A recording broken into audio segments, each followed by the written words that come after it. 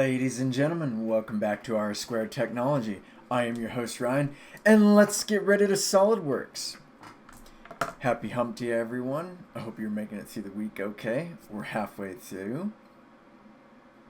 And in today's Wednesday's random tutorial video, we'll be drawing inspiration from, yet again, 3D Design Work.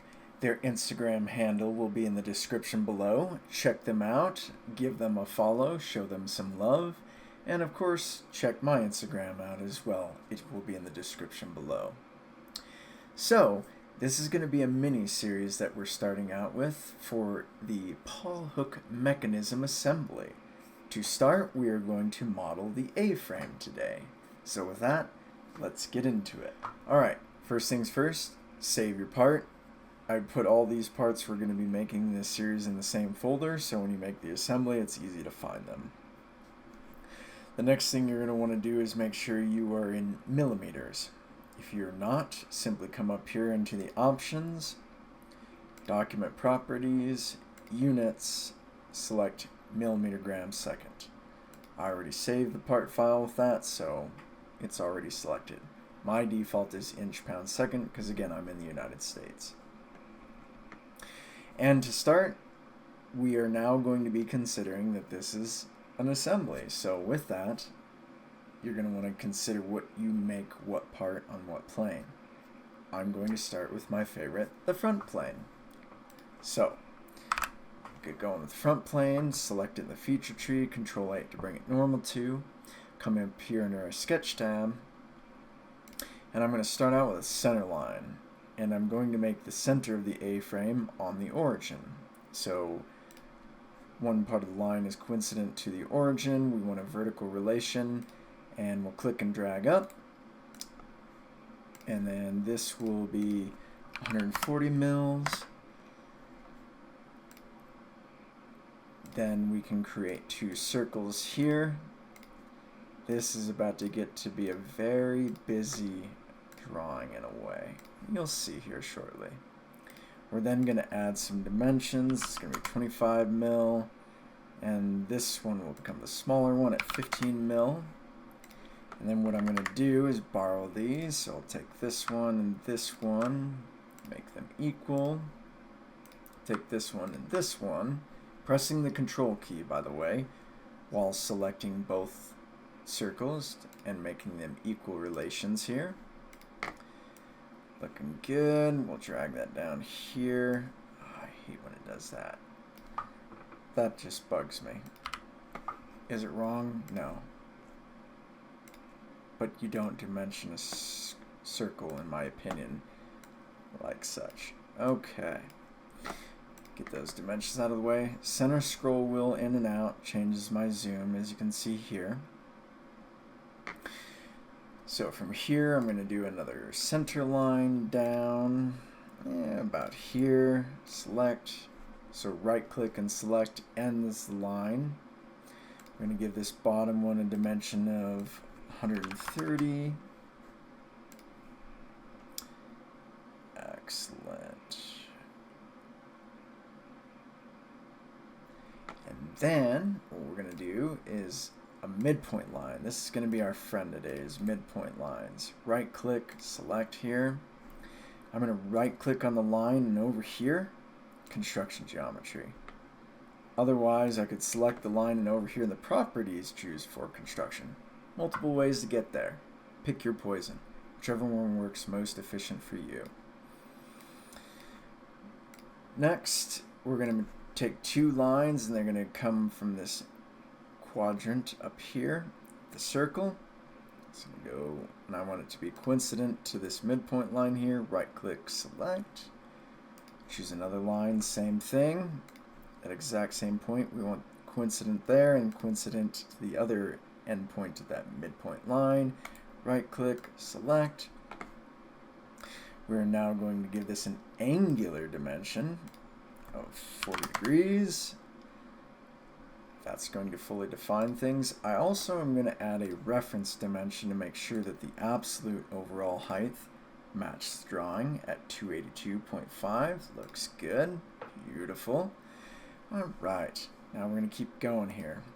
So I'm going to take another line and we're going to do a whole lot of line here. We're going to draw a horizontal line segment about there.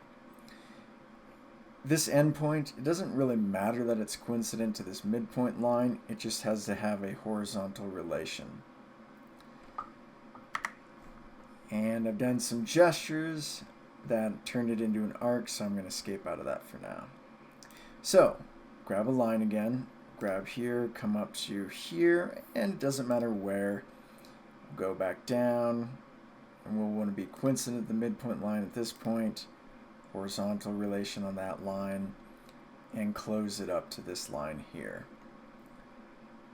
So we're making an A. Right click select.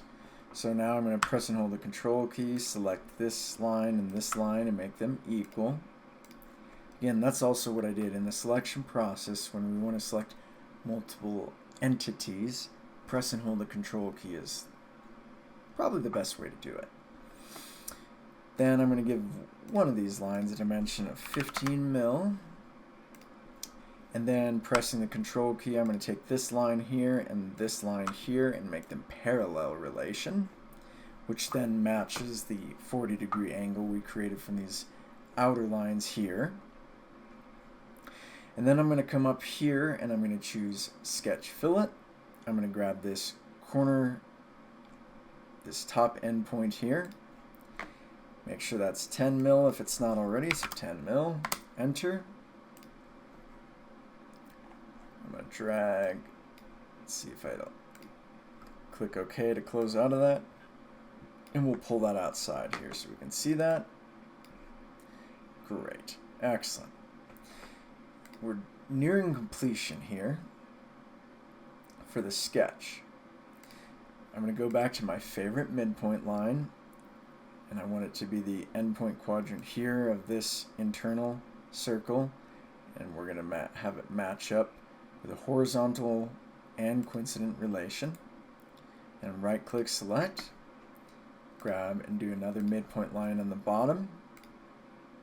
Now you can't mirror, because if you did, then it would stop right here. So we need them to be individual at this point, non-mirrored. Okay, we have everything we need to make this. When you see this sketch versus the finished product, it's like, what? How do we get this? Yes, I could trim some things, but then we'd have a lot of relations and dimensions we'd have to add in for this to work out.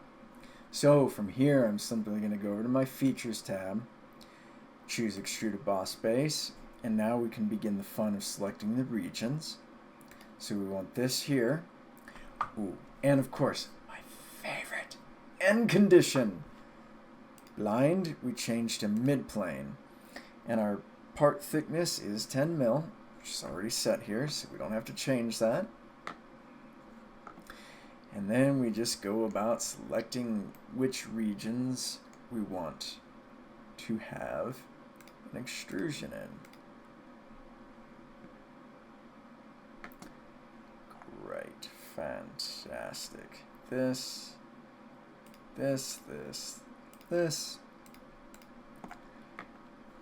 and bada boom. Geometric condition. What is happening? What is not closed?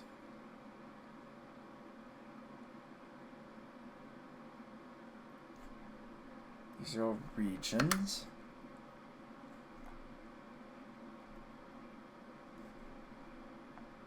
Ah, yes, we have an infinitely thin feature. I forgot to select that. Apologies, folks. I was like, we're either missing something, or it somehow created, we didn't have a closed geometry. In which case it's like, well, most of this is closed, but one of these regions might be open. Thus, I'm trying to create a thin feature, but I can't do a thin feature. So what's going on here? But it was simply we forgot that little triangular region there. There we are. Now we're looking good.